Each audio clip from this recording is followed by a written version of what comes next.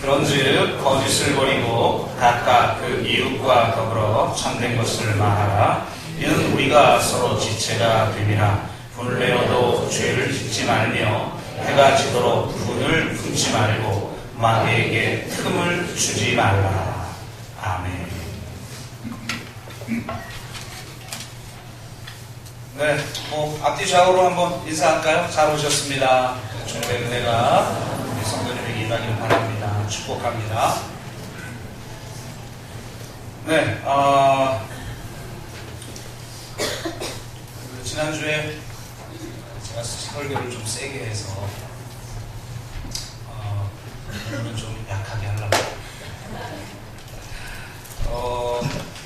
지난주 설교 같은 경우는 저희 교회가 아니면 할 수 없는 그런 설교이겠지만 또 어떤 교회에서도 들을 수 있는 그런 내용 또한 굉장히 중요하고 소중한 말씀인 줄로 믿습니다.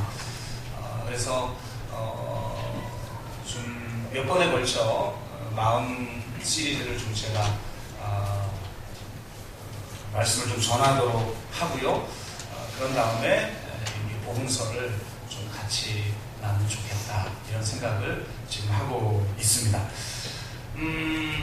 몇 개의 마음 시리즈를 할 생각을 하면서 첫 번째로 떠오른 주제는 역시 이 분노에 대한 주제인데요. 왜냐하면 우리가 일상 속에서 가장 자주 겪는 문제가 바로 이 분노의 문제이기 때문에 그렇죠.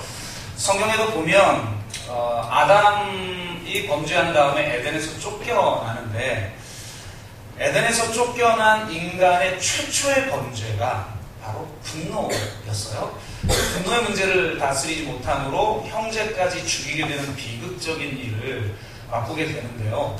그렇기 때문에 우리가 이 분노의 문제를 잘 처리하지 않으면 안 되겠다 이런 생각을 자주 하게 되죠.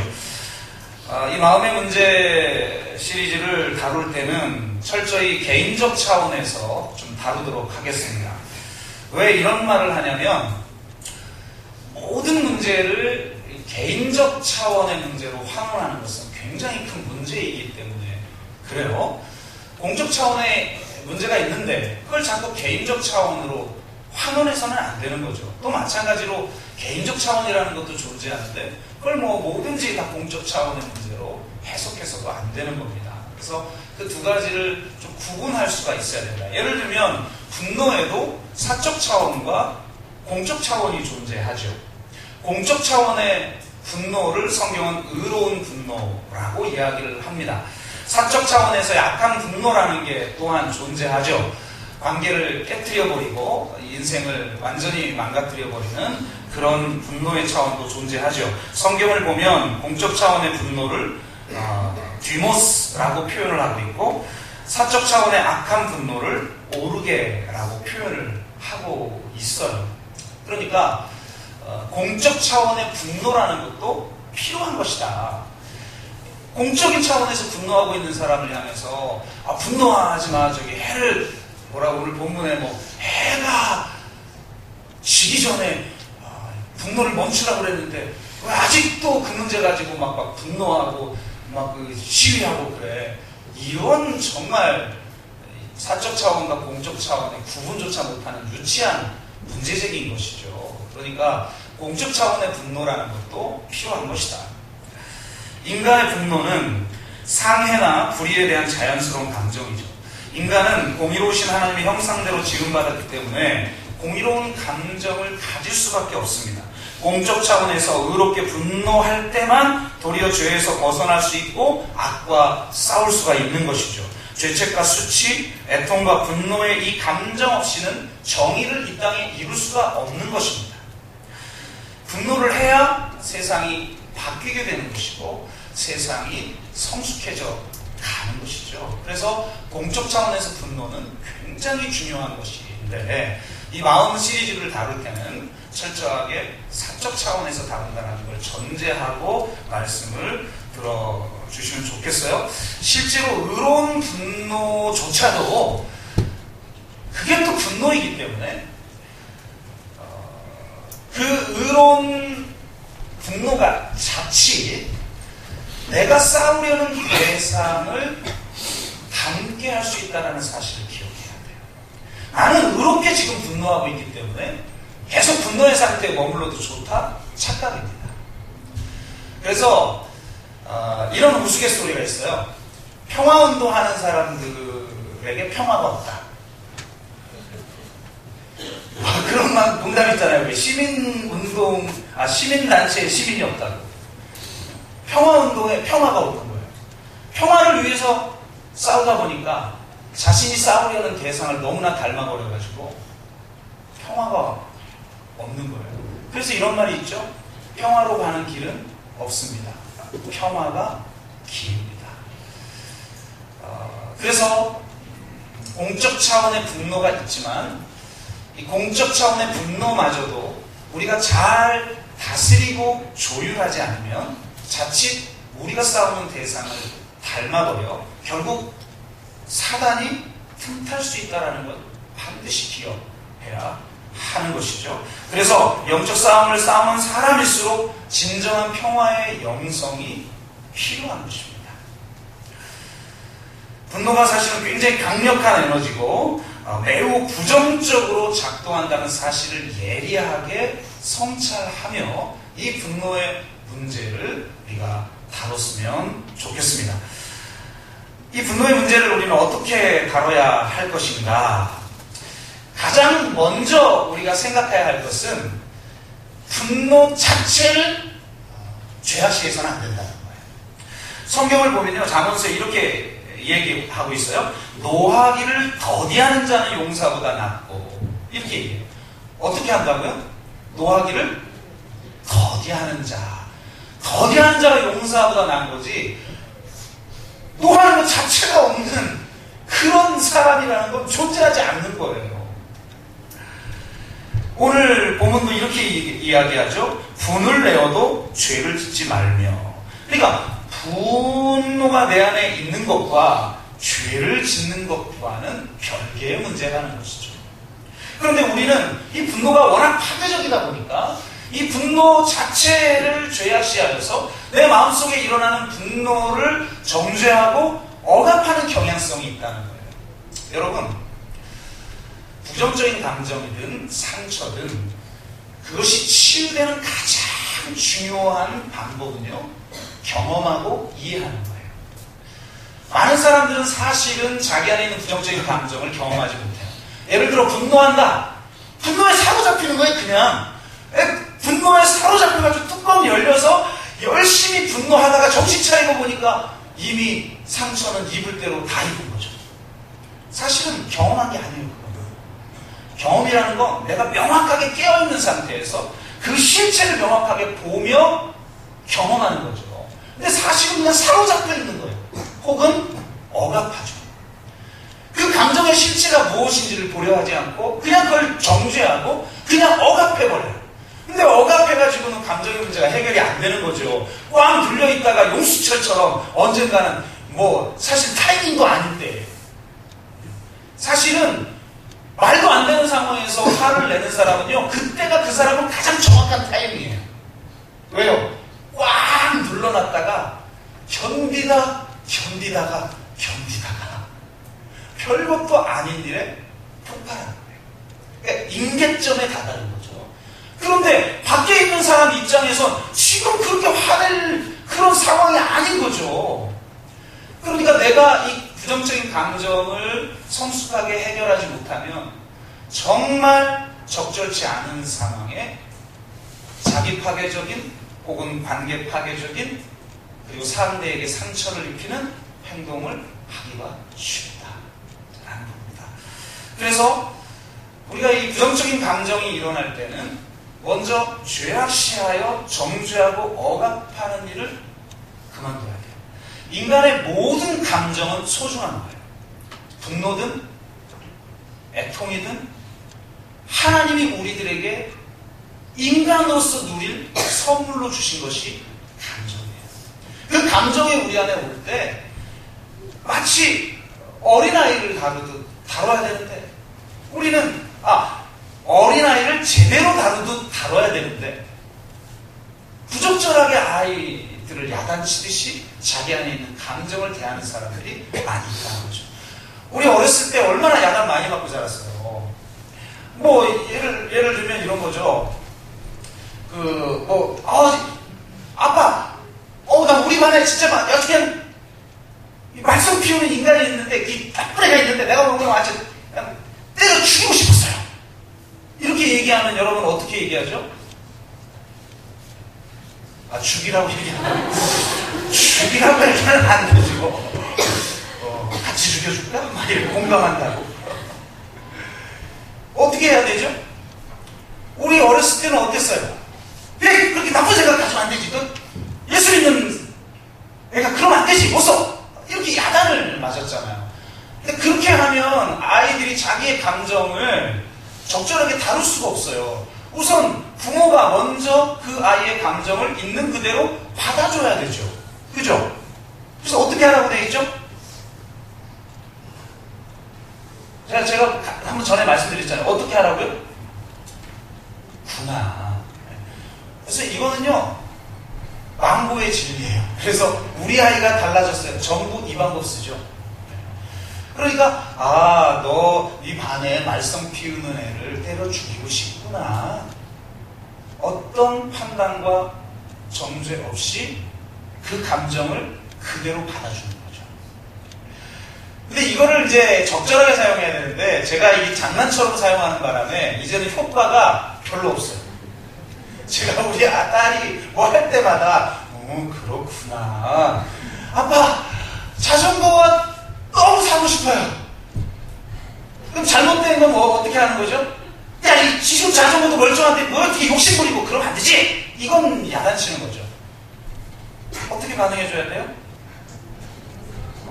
지금 가지고 있는 자전거도 멀쩡한데 새 자전거를 사고 싶구나.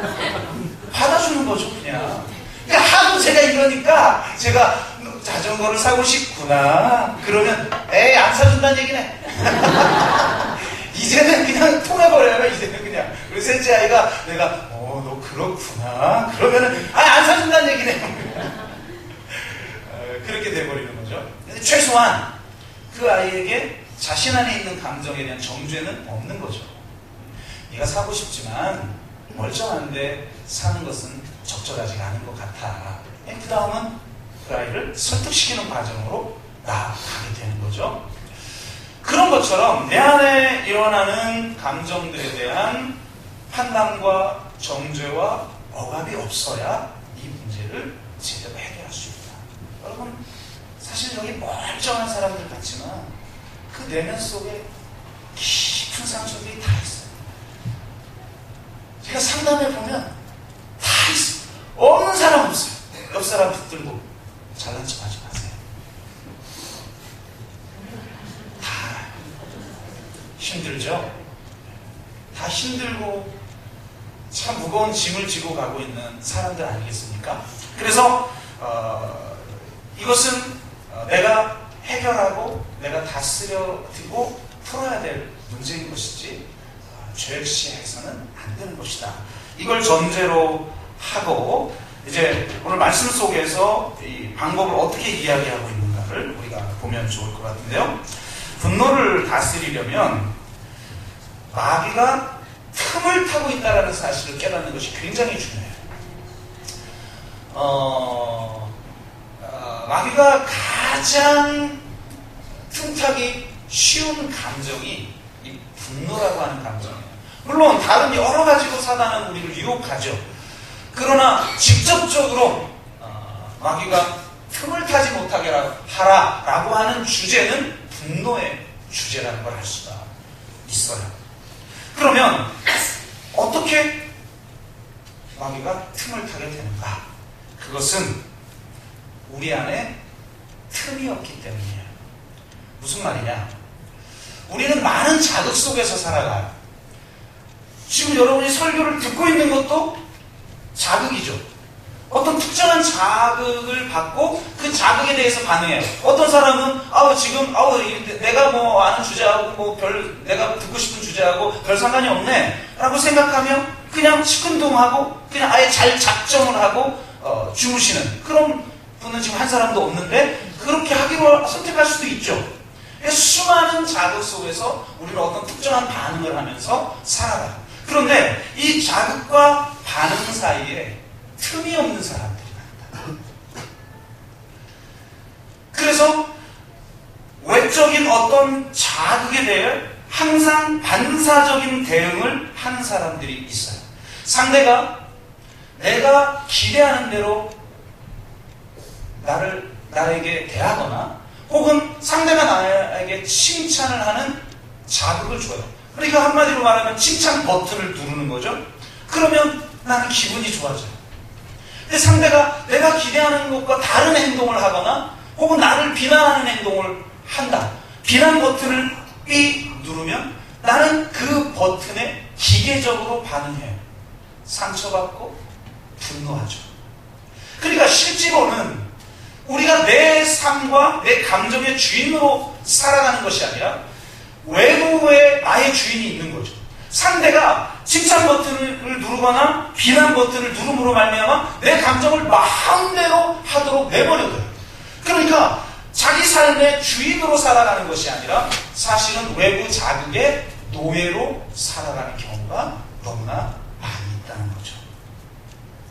이거를 영성 용어로는 액션과 리액션으로 구분을 해요.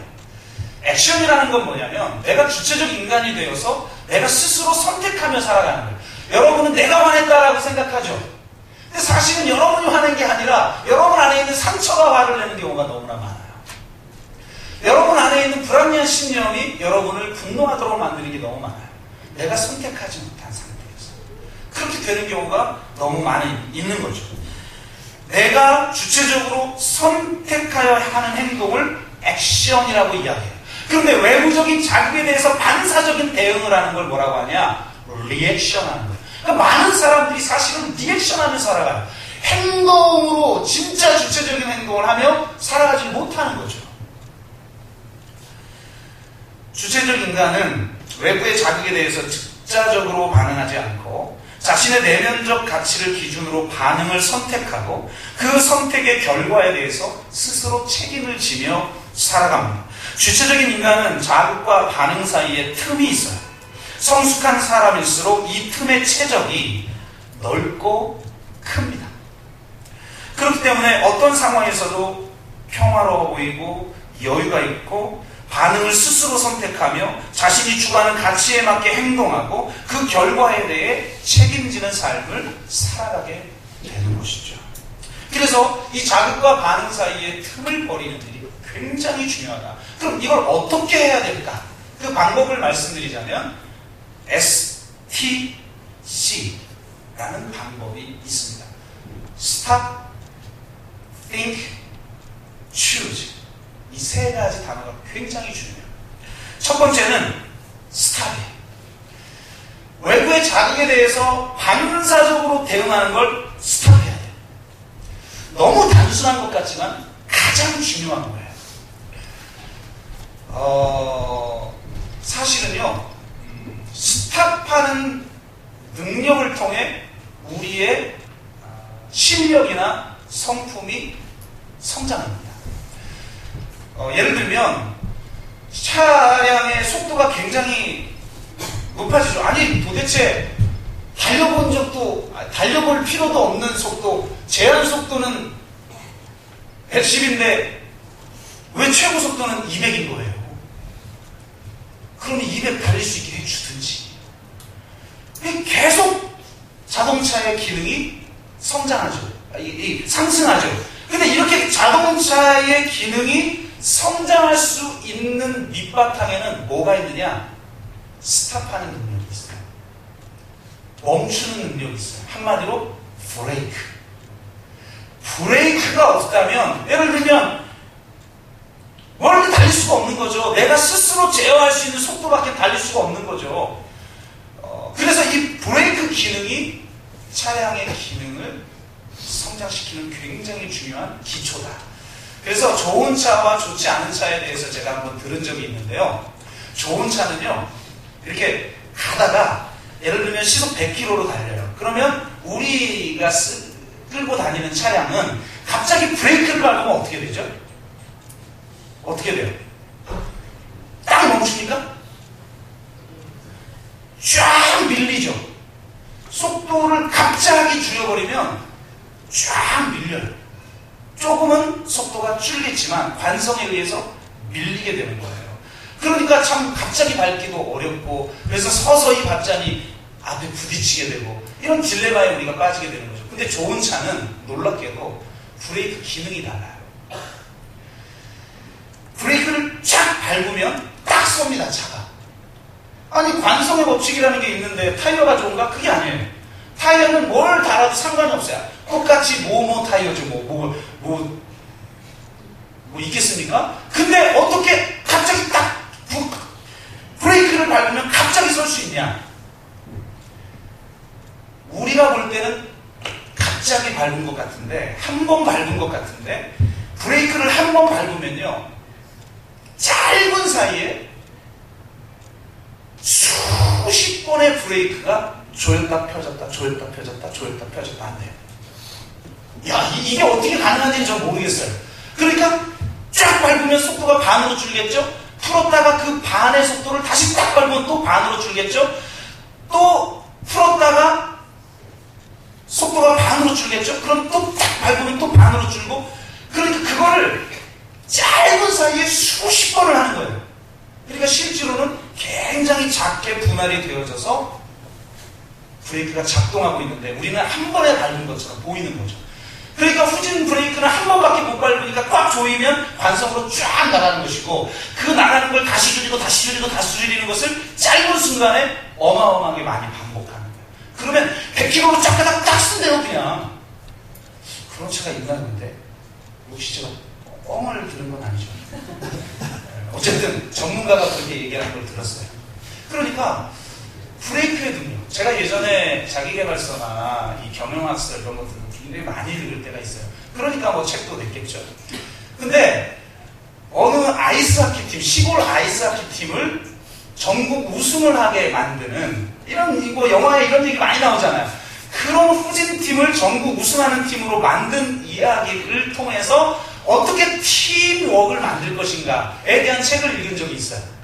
근데 새로 부임한 이 감독이 이 아이스하키 팀에게 제일 먼저 반복해서 가르친 기술이 있어요. 뭐죠? 뭐죠 그래? 뭘까요?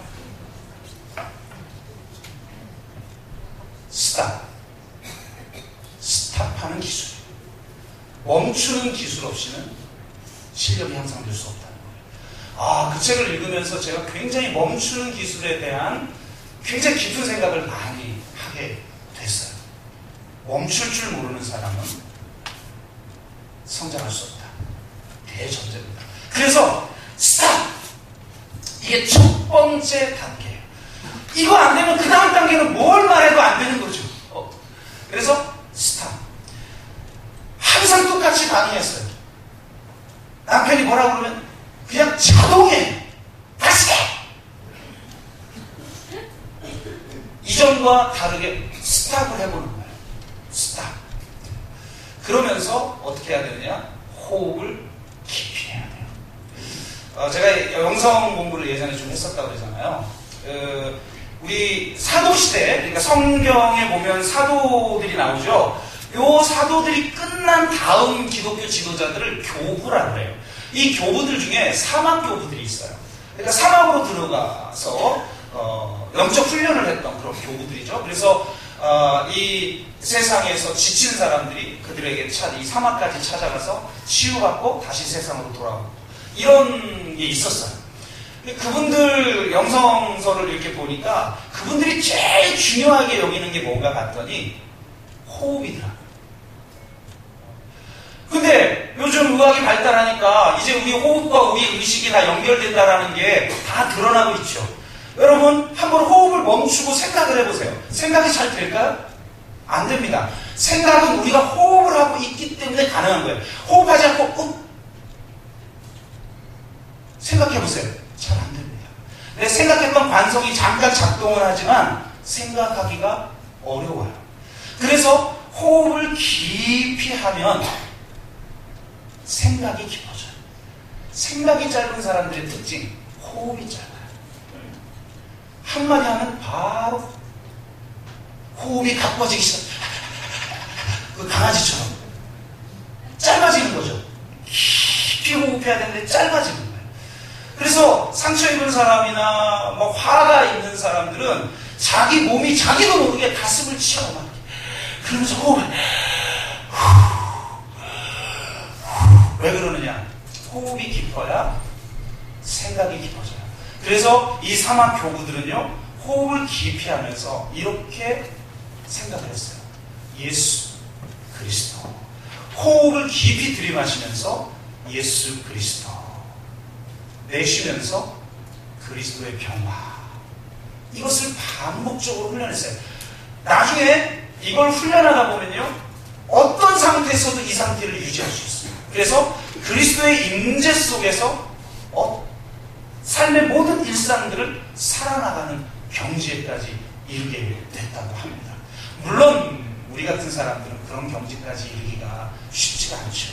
그러나 원리는 우리가 깨닫고 나에게 적용해보는 훈련을 해볼 수가 있는 거죠. 그래서 내가 정말 나를 열받게 하는 것 같다라는 그런 판단이 섰을 때 스톱!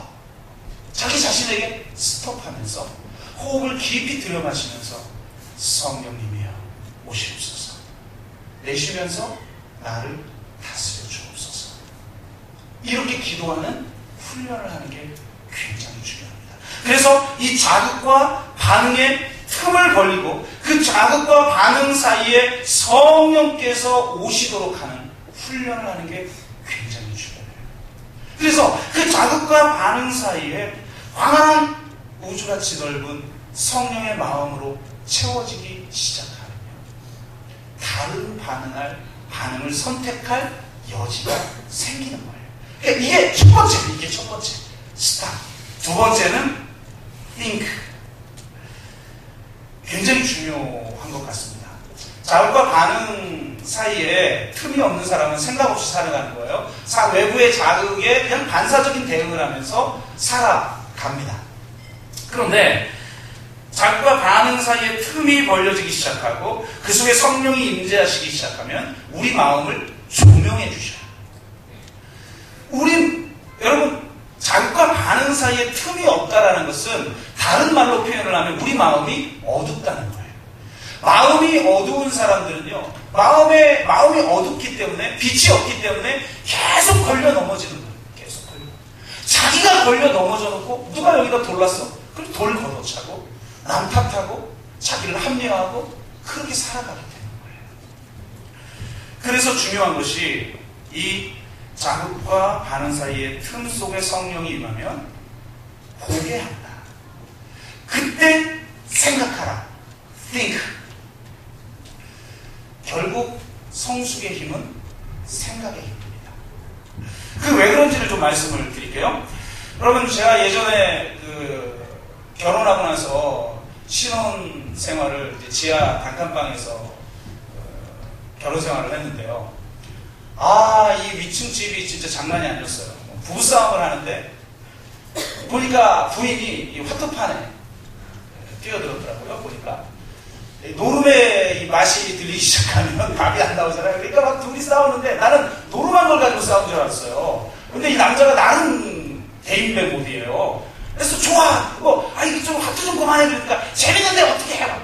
그러니까 좋아, 그러면 화투 하는데 밥은 차려줘야 될 거 아니야. 밥은 일찍 들어와서 밥을 차려줘야지. 그러니까 여자가 하는 말이 판이 깨지잖아. 판이. 내가 그 소리 듣고 얼마나 황당하든지, 참 세상에 판 깨진다고 늦게 들어오는 그런 위층에 이제 살았었는데요. 아침에 햇볕이 창문으로 이제 지나다니는 사람 발이 보이는 그런 곳이죠. 근데 빛이 이렇게 쫙 들어오면 우리가 이 안이 굉장히 청정한 그런 공간인 줄 알았는데 빛이 쫙 들어오기 시작하면요, 보석처럼 반짝이는 먼지들이. 어쩔 때는 먼지도 아름답더라고요. 햇빛에 비치는 먼지가 보석처럼 빛나는데 느낌은 아주 펄쩍지근해요. 그러니까 빛이 비춰지면 보이는 게 있다는 거예요. 자극과 반응 사이에 틈이 없이 내 안에 작동하고 있는 어떤 기제들이 보이기 시작해요. 이게 굉장히 중요한 거죠. 사실은 우리 과거의 상처나 혹은 이 사회의 잘못된 어떤 관습들, 그리고 이 우리 안에 있는 어떤 죄성으로 인해서 내 마음의 렌즈들이 이렇게 일그러져 있어요.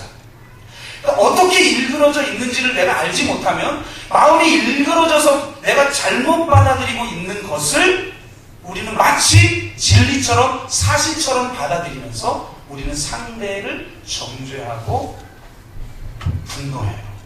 그렇기 때문에 그 가운데 작동하고 있는 게 뭔지 이거를 우리가 살피는 건 굉장히 중요한 일이에요. 몇 가지만을 이야기하자면 우리 안에 이 왜곡된 렌즈가 어떤 것들이 있는가. 그런 의미에서는 심리학에서 우리 마음들을 이렇게 밝혀낸 것은 보조적인 도움을 우리가 받을 수가 있죠. 보통 가장 먼저 이야기하는 게 임의적 추론이라는 거예요. 임의적 추론은 뭐냐면 정말 명확한 증거에 뒷받침 없이 비약적으로 어떤 단정을 내리는 거예요. 근데 저는요, 교회 목회를 하면서 제가 깨닫게 되는 것은 한 80~90% 공동체에 문제가 발생하는 건 전부 이것 때문이에요. 임의적 추론을 해요. 대부분 추측이에요.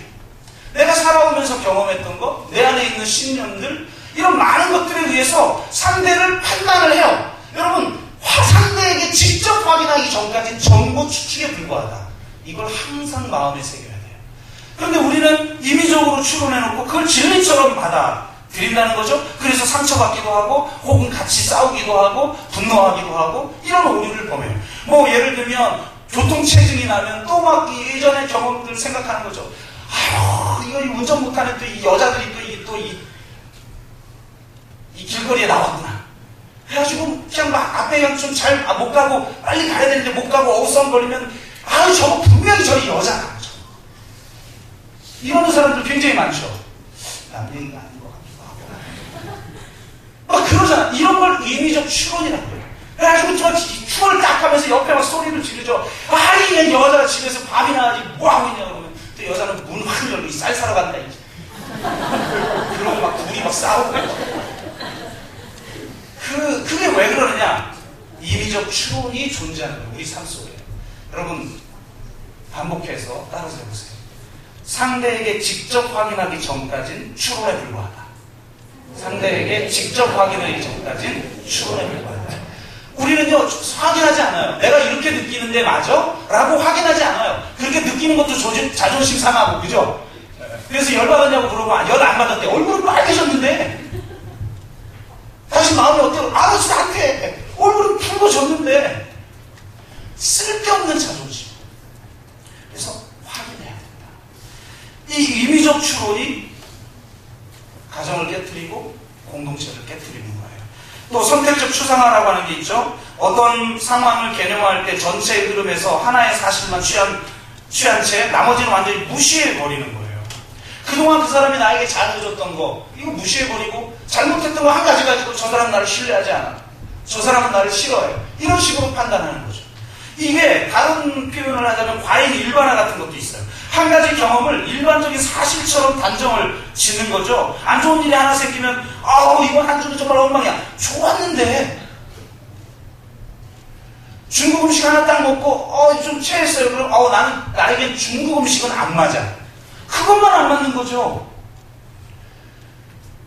우리는 계속 이런 과잉 일반화를 하는 거예요. 여성하고 일을 하다가 뭐가 잘못되면 역시 여성들하고는 일을 하는 게 아니야. 과잉 일반화. 아주 이 안에 못된 이데올로기나 습관이나 풍습이나 또 내 과거의 상처나 왜곡된 신념들이 거기 안에 작동하도록 하는 그 기제가 그 안에 있는 거예요. 그래서 이런 과잉 일반화 혹은 극대화와 극소화. 참 이게 무서운 건데요. 무언가 이게 실제로 일어나는 것에 어떤 것은 막 극대화시키고 어떤 건 극소화시키는 거죠. 정반대인 사람들이 많아요. 어떤 사람은 실수를 막 극대화시켜요. 사람이 실수할 수도 있죠. 근데 나는 진짜 너무 이런 걸 못해. 나 이런 걸 해서는 안 되는 사람이야. 그래서 성공을 하면 누가 칭찬하잖아요. 칭찬을 못 듣는 분들이 있어요. 이거 잘하시니까 진짜 너무 좋네요. 부럽다 그러면 아니에요. 아유, 저 못해요. 아, 제발 잘한다는 건 잘하는 줄 좀 알아요. 못한다고 그러지 말고. 못 듣는 사람이 있어요. 정반대에 있는 사람이 있죠. 실수는 극소화시키고 성공은 극대화시키는 사람이 있어요. 아, 인생 피곤해요. 이런 분들이 갖고 계시고. 또한 부정적인 여과와 긍정적 여과 이런 것들이 있어요. 부정적인 여과 참 우리 잘 알죠. 뭐든지 매사에 부정적으로 보는 사람들. 그런데 그렇다면 긍정적 여과는 그럼 좋은 것인가? 그렇지 않아요. 우리는 진리 안에 있는 사람이기 때문에 사실을 사실대로 보는 것이지 사실을 긍정적으로 보는 사람이 아니에요. 긍정적으로 보는 사람을 조심해야 돼요. 긍정적으로 보는 사람은 세밀하게 보지 못하는 사람이에요. 점검해야 될 걸 그냥 두리뭉실 넘어가 버리는 사람이에요. 그러니까 긍정적 여과도 문제고 부정적 여과도 문제인 것이죠. 사실대로 판단할 수 있는 눈을 갖는 게 가장 중요한 것입니다. 그 외에 뭐 여러 가지가 있죠. 양극적 사고, 뭐든지 양극으로 나누는 거예요. 뭐 아니면 도인 사람을 조심하십시오. 화끈해 보이죠? 난 뭐 아니면 도야. 뭐가 뭐 아니면 도예요. 걸도 있고 개도 있고 던지면 개가 더 많이 나오는데요. 인생의 경험은요, 뭐 도는 잘 안 나와요. 내 인생의 경험은 대부분 그렇게 판단할 수 없는 모호한 회색지대의 경험이 훨씬 더 많아요. 근데 뭐든지 뭐 아니면 도예요. 내 편 아니면 다 네 편이야. 아니, 인생이 어떻게 다 내 편 아니면 네 편입니까? 아니, 모든 게 옳거나 그르러요. 선하거나 악하거나, 모든 건 거룩하거나 세속적이거나, 모든 건 좌파거나 우파거나. 인생은 다 그렇게 딱 나눌 수 있는 게 아니죠. 성숙하면 성숙할수록 그 사이에 있는 경계 지역들을 세밀하게 분석할 수 있는 힘이 생겨야 돼요. 그리고 정말 우리 가운데 있는 이 왜곡된 시야, 근데 이 왜곡되는 건요, 꼭 나빠서 그런 건 아니에요. 경제적인 효율성 때문에도 그럴 때가 있어요. 우리 안에 무슨 사고방식이 있냐면 직선적 사고방식이 있어요. 이건 공식이 이래요. 무엇이라면 무엇이 될 것이다. 아주 단순하게 모든 사고를 단순화시키는 거예요. 내 예편내가 바뀌기만 하면 세상은 천국이 될 거야. 이 종북 좌파들만 없으면 이 세상이 편안해질 거야. 혹은 무슨 거기 위에 있는 뭐 자리에 있는 지도자 하나 바뀌면 세상이 바뀌어. 모든 게 단순한 사고를 가진 사람들이 있어요.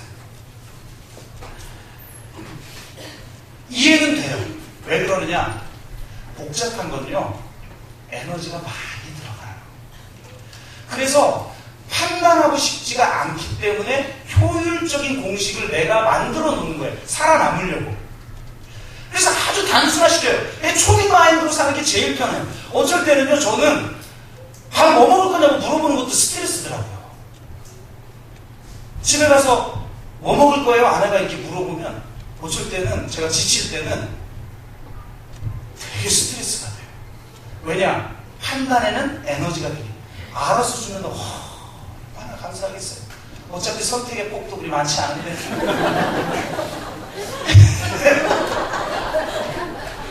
어차피 가면 오뎅이나 된장찌개일 텐데 물어봐요. 그러니까 근데 그게 스트레스잖아요. 그러니까 이걸 줄이기 위해서 우리가 단순화시키는 거예요. 성숙은 뭐냐? 복잡한 사고를 할 줄 아는 거예요. 그러니까 여러분이 성숙하다라는 건 초딩 마인드로 살아가면 안 된다라는 거예요. 복잡하나 그걸 감내할 수 있는 think, 생각이 있어야 돼요. 생각의 힘, 이걸 키워요. 이걸 키우지 못하는 사람은요, 계속 나이가 40대든 50대든 60대든 똑같이 자전거세 상처받고 막 임의적 추론하고 막 와인 일반화하고 막 그래놓고 자기가 사실인 것처럼 막 얘기하고 상대의 막 기분 다 그냥 망가뜨리고 그런 것도 또 몰라요. 또 망가뜨리는 것도. 그러고 살아가는 거죠. 어떻게 해요? 그러면 70대든 80대든 그렇게 살 겁니까? 그러니까 이걸 봐야죠. 스탑하지 못하는 사람은 이건 볼 수 없어요. 스탑하고 기호흡을 하며 성령님을 초청할 줄 모르는 사람은 이걸 할 수가 없어요. 그리고 성령께서 조명하여 주시면 봐야 돼요. 어떤 내 마음의 렌즈가 일그러져 있는가. 그래서 그 일그러진 렌즈를 통해 나에게 들어온 최종적인 결론과 그것들이 쌓여서 내 마음에 만들어진 왜곡된 지식과 불합리한 신념들은 도대체 무엇인가? 이 사회가, 이 왜곡된 사회가 잘못된 학습을 통해서 잘못된 지식을 우리에게 가르치는 게 있어요. 우리는 그걸 배워야 돼요. 그래서 하나님의 말씀을 제대로 알아야 되고, 그리스도인일수록 하나님의 말씀을 제대로 알아야 되고, 인문학적 소양을 키워야 돼요. 그래야만 우리가 거기에 넘어가질 않아요. 생각의 힘을 키워야 돼요. 근데 그런 것 떠나서 내 삶의 일상도 마찬가지거든요. 혹 마음의 렌즈가 왜곡되어 있지는 않은가? 그것을 통해서 내가 결론 내린 내 마음에 왜곡된 지식과 불합리한 신념들은 존재하지 않는가? 이걸 밝히 볼 줄 알아야 됩니다. 이 단계 없이는 성장이 불가능하게 되는 거죠. 명백한 거짓들이 있어요. 예를 들면 너는 가치 없는 존재야. 사단이 끊임없이 우리를 참소하며 우리에게 그런 신념을 심어줘요. 이건 무의식 속에서 작동하는 거기 때문에 무서워요. 나는 가치 없는 존재다. 나는 보잘것없는 존재라고 하는 내 마음 깊숙한 곳에서의 이 신념이 있으면요. 힘들어. 가정이 힘들고 공동체가 힘들어. 왜? 너무 쉽게 상처받으니까. 너무 쉽게 상처받고 너무 쉽게 그 상처가 사실이나 된 것처럼 반응을 하니까 힘든 거죠.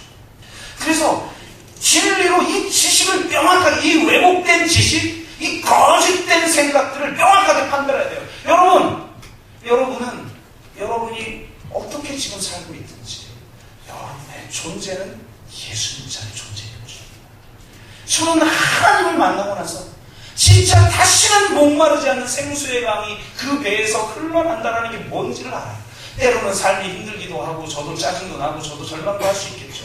그러나 정말 하나님을 만나 그분이 나를 어떤 가치로 바라보는지를 경험하고 나서는 다시는 목마른 게 없어요. 그러면 이것들이 잘못 작동하지 않게 하도록 진리를 붙들어야죠. 진리로 이해하면 여러분 이해해야 바뀌는 거예요. 절대로 내 개인의 상처와 내 개인의 왜곡 이거는요 다른 방법이 없어요. 경험해야 돼요. 사로잡히거나 억압하는 게 아니라 내가 뚜렷이 깨어서 그 실체를 봐야 돼요. 있는 그대로 경험하고 이해해야 돼요. 이해되면 극복합니다. 굉장히 중요한 거예요. 그래서 저는 제 안에 정말 불합리한 신념들이 많다라는 거 나중에 깨달았어요. 예를 들면 생각은 옳아요. 그러니까 완전히 거짓된 것 말고 누가 봐도 옳은 것인데 사실은 잘못된 게 있다는 걸 여러분 아셔야 돼요. 저 경우는 굉장히 제 자신 스스로로 세우는 기준들이 높아서 항상 자책 속에 살아 있었어요. 그러니까 분명히 내가 이렇게 해야 된다는 것을 옳아요, 방향은. 근데 현실적으로 불가능한 걸 나에게 강요해놓고 실패하면 나를 정죄하는 거예요. 이건 매우 불합리한 행동이죠. 그래서 하나님의 말씀을 제대로 아는 게 굉장히 중요하다는 걸 제가 더 깊이 깨닫고 또 내 마음속에요 이런 게 있었어요. 상대의 차이를 인정한다는 건 뭐냐? 내 안에 드러나는 어떤 욕구와 내 안에 일어나는 어떤 기대를 말 그대로 기대와 욕구로 봐줄 수 있는 거예요. 예를 들면 이런 거죠. 아이고 참 여러분 사실 뭐 제가 설교를 그동안 많이 해보니까 부인을 칭찬하면 상처받고 교회를 떠나더라고요. 근데 이 설교 중에 이렇게 가끔 선택할 것도 별로 없으면서 그럼 막 괜히 은혜 받아. 말씀에는 은혜를 안 받다가 좀 문제가 많이 있긴 한데 그래서 자꾸 이런 예를 듣는 거니까 양해를 해주시길 바랍니다. 저는 제 아내가 물건 좀 안 잃어버렸으면 좋겠어요. 그리고 좀 자꾸 안 까먹었으면 좋겠고 전 좀 살림 좀 잘했으면 좋겠어요. 근데 보세요. 그거는 나의 기대이고 욕구죠. 그죠? 나의 기대이고 욕구면 상대에게 어떻게 해야 할까요? 네? 요청해야죠. 그죠? 이렇게 해줬으면 좋겠어요.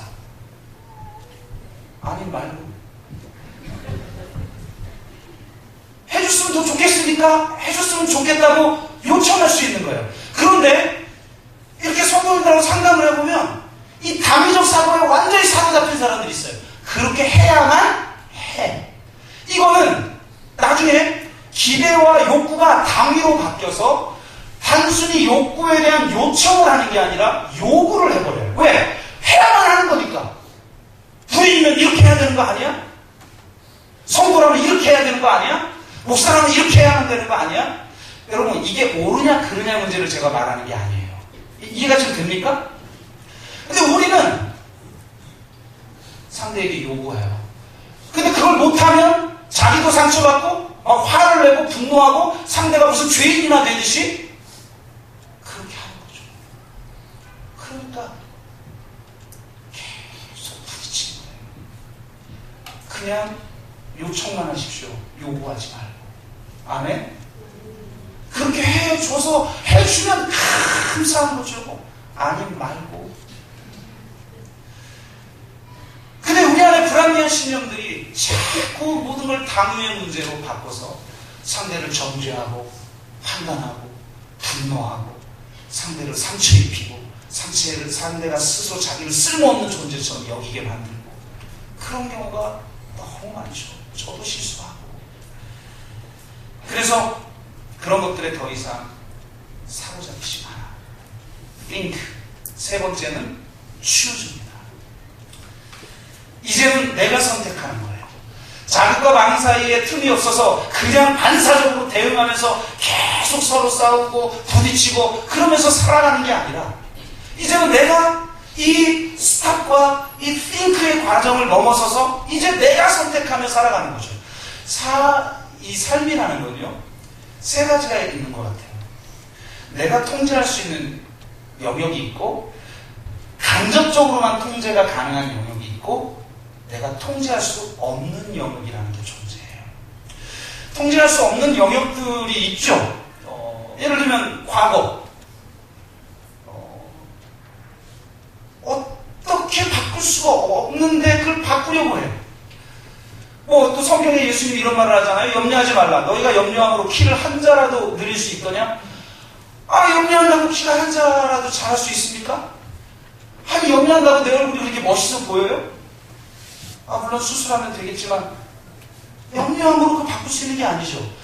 또 내가 어떤 행동을 선택할 수 있지만 선택의 결과를 내가 결정할 수 있습니까? 내가 사람을 사랑하고 내가 사람에게 선의를 베풀 수 있어요. 근데 그 선의를 베풀면 상대가 항상 선의를 나에게 베푸나요? 내가 상대를 사랑했는데 상대가 그 사랑의 마음으로 나에게 항상 반응하나요? 근데 우리는 내가 사랑하고 내가 선의를 베풀면 상대도 반드시 그래야만 한다라고 생각해요. 인간은 그럴 수 있는 존재가 아니에요. 내가 한 어떤 행동에 대한 결과를 반드시 내가 책임질 수도 없고 내가 통제할 수도 없다는 걸 깨달아야 돼요. 그래서 그것을 열어둘 수 있어야 돼요. 그러니까 내가 진짜 통제할 수 있는 것과 내가 진짜 통제할 수 없는 게 무엇이냐를 분별할 수 있는 지혜를 가진 자가 선택을 바로 할 수 있어요. 내가 통제할 수 없는 것을 하려고 하는 잘못된 선택을 내버려 두고 내가 할 수 있는 행동 속에서 하나님의 뜻이 무엇이 이루어지기를 원하는지를 분별해내는 거죠. 그러면 하나님이 원하시는 뜻에 합당한 선택을 할 수가 있어요. 물론 그렇게 판단했으나 그게 잘못될 수도 있죠. 인생은 내가 신이 아닌 이상 100%일 수는 없는 것이거든요. 그러나 그것은 오야만 내가 선택해서 한 행동의 결과이므로 내가 책임지는 거예요. 그게 잘 됐든 잘못됐든지. 그렇게 하면서 살아가는 것이 성숙한 삶이 될 줄로 믿습니다. 말씀을 맺습니다. 분노는 무섭습니다. 분노는 단순히 감정이 아닙니다. 분노 안에는 왜곡된 의지가 있습니다. 그래서 이 분노의 감정 안에는 내가 받은 만큼 안갚음을 해야만 한다라는 강렬한 의지가 섞여 있습니다. 아니, 단순히 내가 받은 만큼 갚는 게 아니라 항상 분노는 더 크게 복수하려는 의지가 섞여 있습니다. 그렇기 때문에 이 분노의 문제를 반드시 해결해야만 합니다. 잠언서 16장 32절에 보면 노하기를 더디하는 자는 용사보다 낫고 자기의 마음을 다스리는 자는 성을 빼앗는 자보다 나으니라 라고 말하고 있습니다. 오늘 성경은 거짓을 버리고 참된 것을 말하라고 이야기합니다. 우리 내면에 왜곡된 렌즈를 통해서 쌓여있는 거짓이 얼마나 많은지 모릅니다. 그걸 버려야 합니다. 성령이 조명해 주시고 말씀으로 깨달아야 그걸 버리고 참된 것을 말할 수가 있는 것입니다. 이제 거짓을 버리고 참된 것을 말하며 사단이 틈타지 못하도록 하는 삶을 통해서 가정이 세워지고 관계가 세워지고 공동체가 세워지는 그런 놀라운 은혜가 임하기를 주의 이름으로 축복합니다. 우리 한번 같이 기도합시다.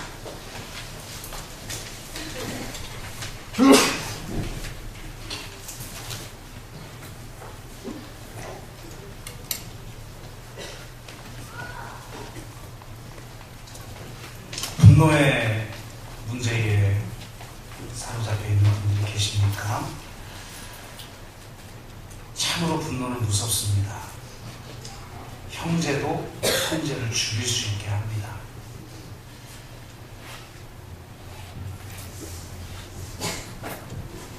그러므로 다스려야만 합니다. 자극과 반응 사이에 틈이 없이 그저 반사적인 대응만 하며 살았던 내 삶에서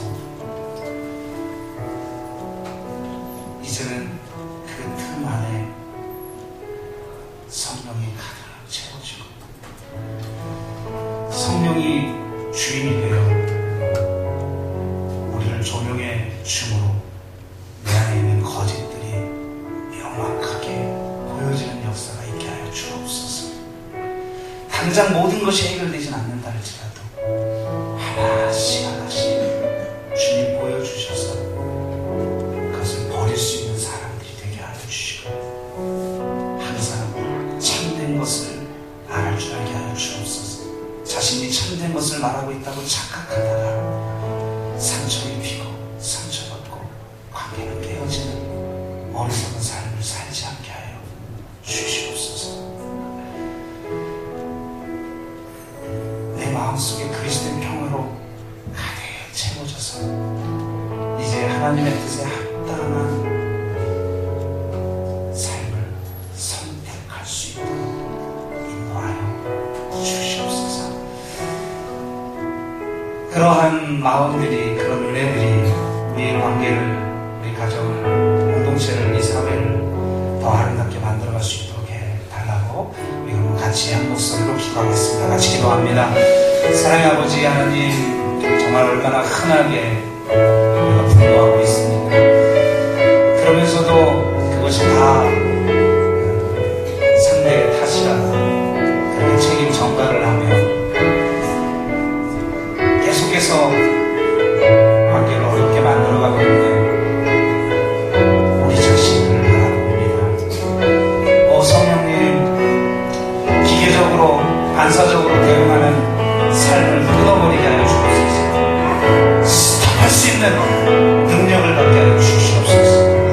멈추고 생각하여 참으로 성령의 조명하심과 진리에 대한 깨우침이 항상 우리 자신을 살필 수 있도록 인도하여 주셔서 이제는 내가 선택하며 하나님 뜻에 합당한 대로 삶을 만들어갈 수 있는 그런 삶을 살아갈 수 있도록 인도하여 주시고 또 그렇게 분노하고 있는 내 마음속 깊은 곳에 있는 내 안에 있는 갈망과 그 기대와 욕구가 무엇인지를 또 바로 알아 그것을 성숙하게 채워나갈 수 있는 그런 우리가 될 수 있도록 인도하여 주시옵소서. 주님, 그렇게 세워져가는 교회, 그렇게 세워져가는 가정, 그렇게 세워져가는 이 아름다운 모든 관계들이 될 수 있도록 인도하여 주옵소서.